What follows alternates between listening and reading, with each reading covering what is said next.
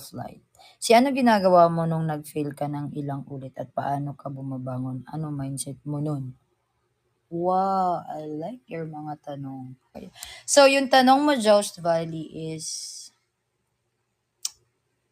alam mo, Joust Valley, every time na may something na alam natin parang fail sa life natin or may mga failure na nangyayari, lalo-lalo na sa personal matters natin 'no. Ang iniisip ko lang lagi is, baka china-challenge na naman ako.